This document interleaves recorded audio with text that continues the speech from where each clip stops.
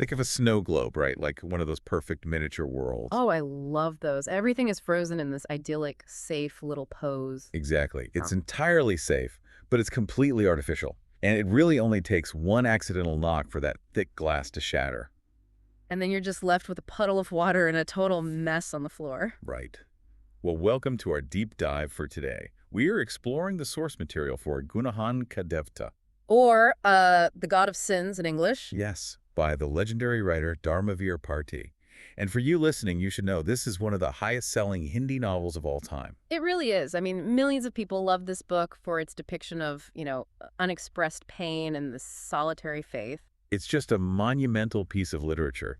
So our mission today is to explore how intellectual idealism, societal duty, and unspoken emotional dependence all basically violently collide in this text. Because what we really have here is this fascinating psychological study. It's about characters who are absolutely brilliant in theory. But completely blind to their own hearts. Utterly blind. Yeah. And to really understand the psychology of these characters, we kind of first have to understand the environment that's shaping them, right? Oh, definitely. The setting is practically a character itself. Yeah, the text paints this incredibly vivid backdrop of Allahabad in India.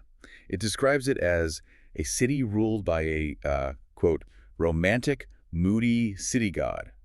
I always love that phrasing. Moody city god. Right, it just perfectly captures it. It's a place where the weather is completely unpredictable. You have mornings that are soft and breezy, and then afternoons that literally feel like hot coals. And then evenings that are as smooth as silk. Exactly. Yeah. And the city itself is this stark study in contrast. You've got these really narrow, winding, ancient alleys sitting right next to the civil lines. And for those unfamiliar, the civil lines were these highly manicured, affluent neighborhoods. Built during the British Raj. Yeah, exactly. Designed for officials. And they were basically built to look like they were plucked straight out of the suburbs of Brighton in England. Which is wild to think about. So the environment itself is just restless. It's full of architectural and cultural contradictions. And that setting is the absolute perfect canvas for a story about unpredictable human emotions. I mean, it mirrors exactly the internal friction happening inside the minds of the people living there. Which perfectly brings us to the core of this story. The main characters, Chander and Sudha. Right, our central duo. They operate like a binary star system. Like they're two celestial bodies locked in each other's gravitational pull, intensely revolving around one another. They keep each other in orbit, yeah. But you get the sense that if their atmospheres ever actually touch, the whole system would just explode. Oh, completely.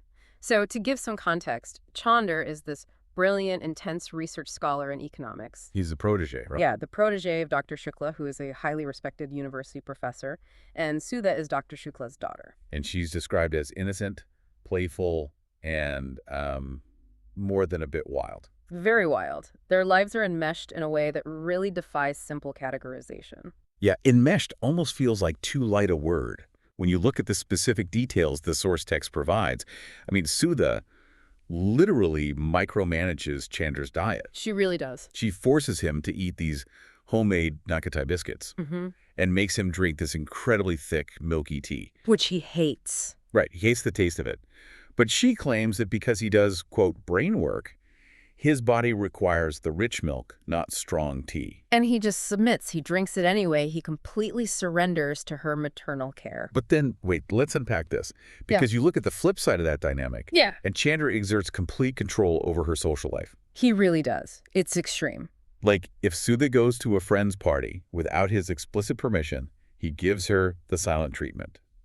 He dictates how she should behave, where she can go, who she can see. Right. I'm looking at this and thinking, this isn't charming. He dictates her movements. She micromanages his diet. They aren't dating. They aren't engaged. No, not at all. To me, this just reads like a highly toxic, controlling mentorship wrapped up in the guise of academic respect. It sounds like an old married couple, but in the worst way. I mean, that skepticism is totally valid, but to understand how they got there, you kind of have to look at the psychological mechanism at play, which is rooted in their history. Okay, lay it out for me. So the text explicitly points out that Sudha grew up motherless.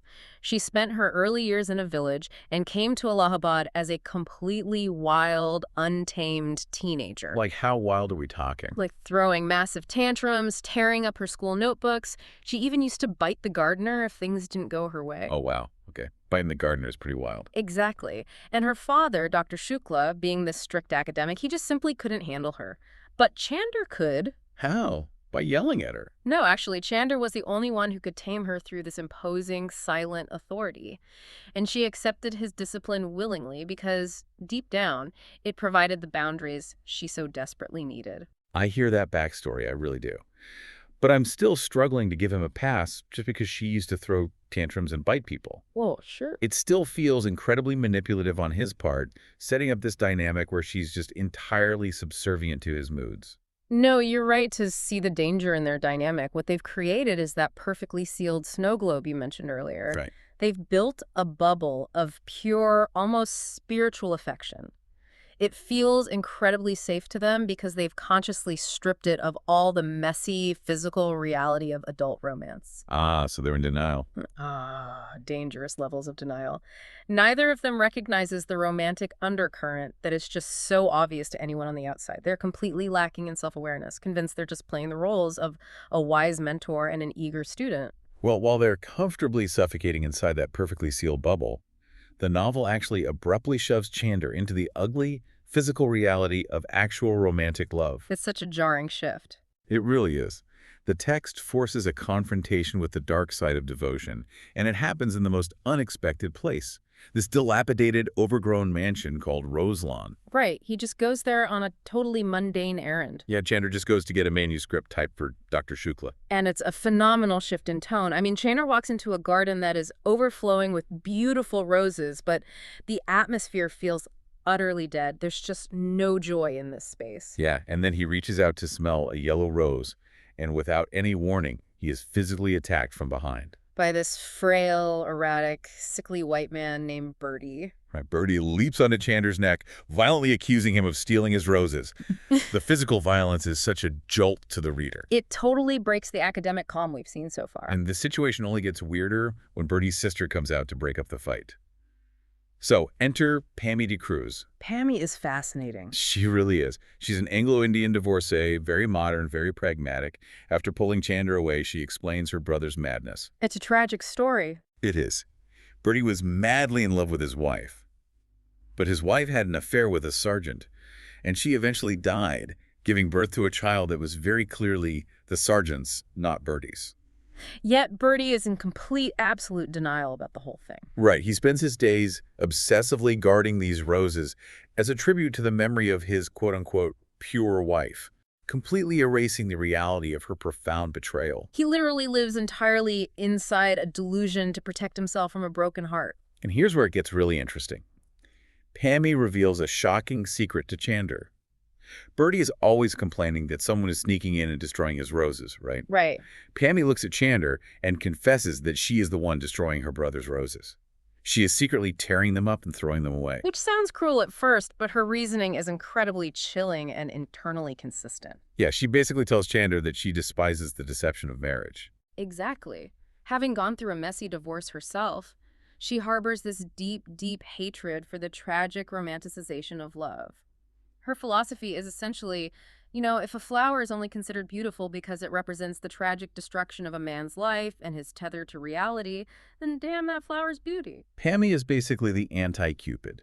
She is aggressively dismantling this symbol of eternal devotion because she sees the delusion that is keeping her brother sick. She sees the ugly, painful truth behind it. Right. She sees love not as something spiritual or pure, but as a dangerous trap that literally shatters people's minds. It really forces you to look at how people construct their own definitions of love. I mean, Pammy's cold, hard cynicism acts as a direct, glaring foil to Sudha. Oh, the contrast is huge. Just consider what Sudha is doing while Chander is getting attacked at Roselawn.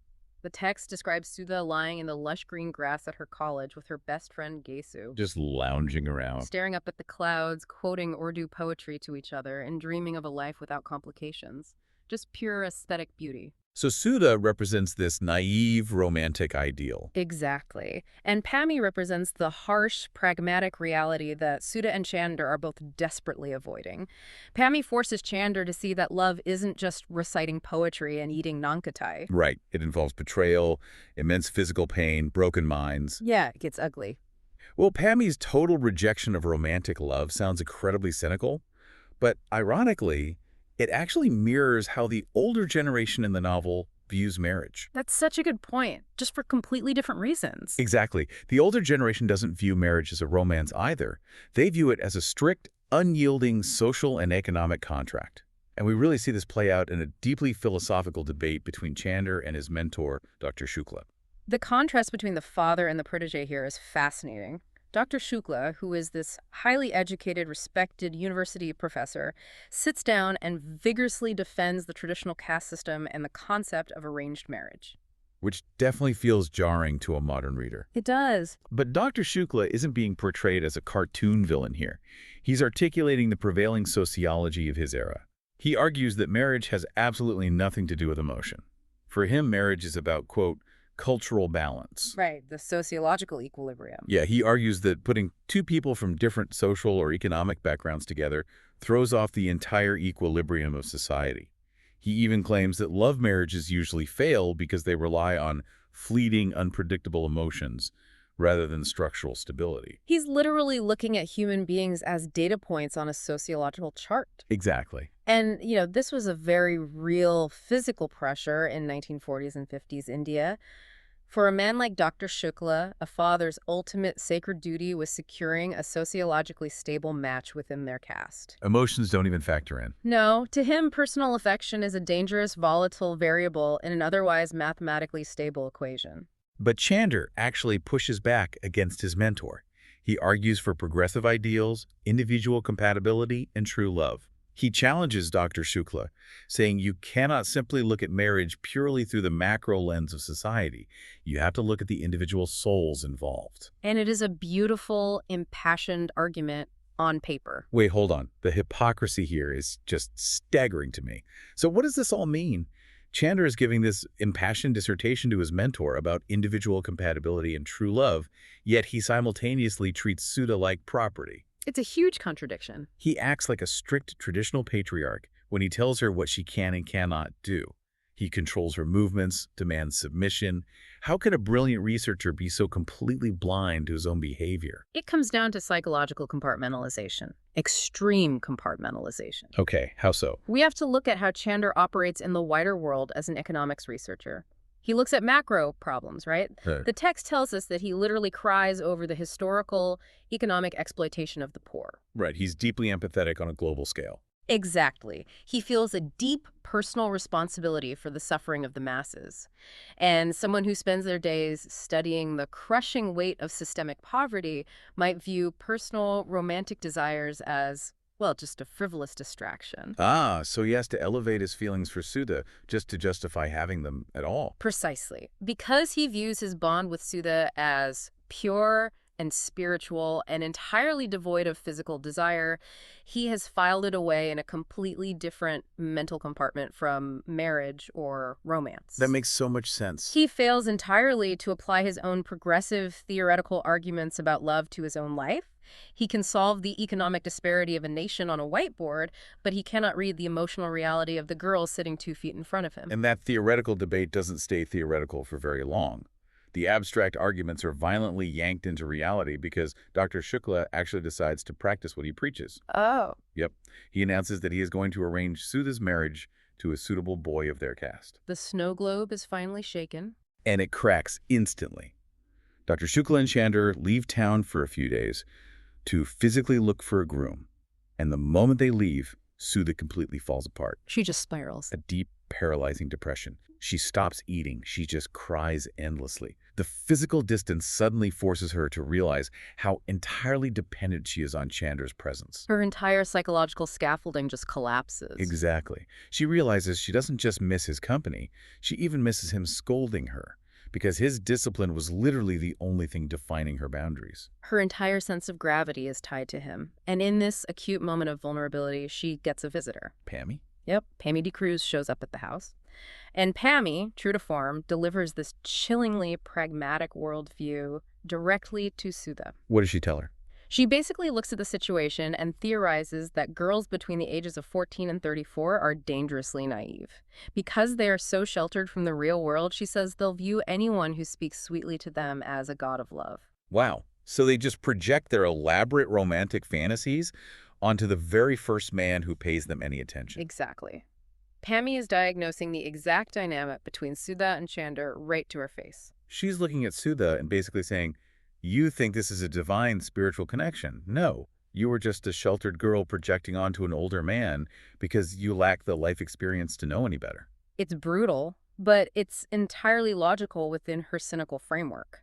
Pammy says girls in that situation either need incredibly strict, impenetrable boundaries, or they should simply be married off early so they are forced to adapt to reality before they can dream up these destructive fantasies. It is a cold bucket of ice water over Sudha's poetry and romanticism, and the reality checks just keep escalating from there. Oh, they really do. The climax of this whole sequence borders on dark comedy.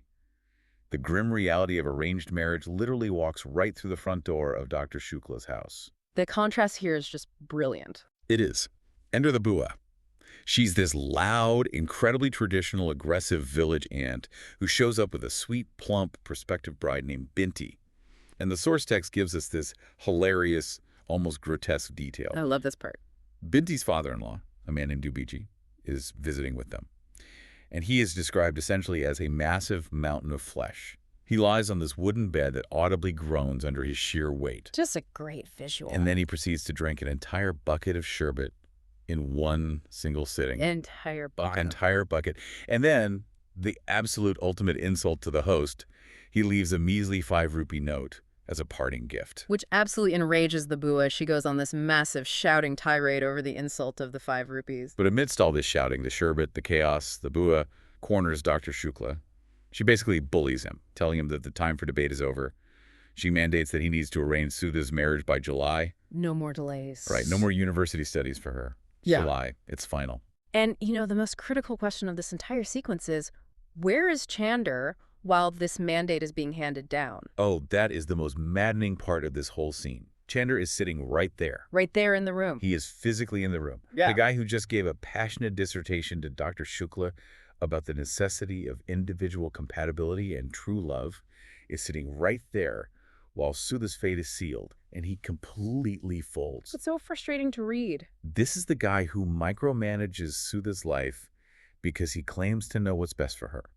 This is his singular moment to stand up. To say, wait, I love her, I want to marry her. Or at the very, very least, don't force her into a contract she doesn't want. Right, practice what you preach. But instead, he does absolutely nothing. He goes completely numb. He mumbles this flimsy excuse about being exhausted from his thesis work, and he retreats into his study. He literally hides behind his academic papers. And the tragedy of the intellectual is just on full display here. I mean, Chander possesses all the vocabulary in the world to critique social structures.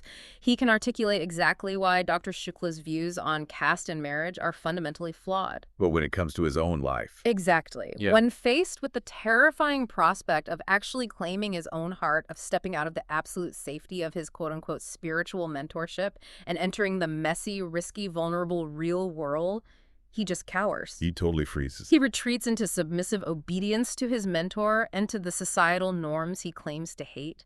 His towering intellect simply becomes a shield to protect him from the terrifying responsibility of his own emotions. Having walked through this incredible collision of ideals and reality today, I think the core takeaway for you listening is a harsh but necessary reminder. Intelligence, academic brilliance, the ability to win a complex philosophical debate, none of that automatically equals emotional intelligence. Not at all. We can be absolute experts in our professional fields. We can possess the perfect theoretical framework for how the world should work, and yet remain completely, utterly blind to the people sitting right in front of us.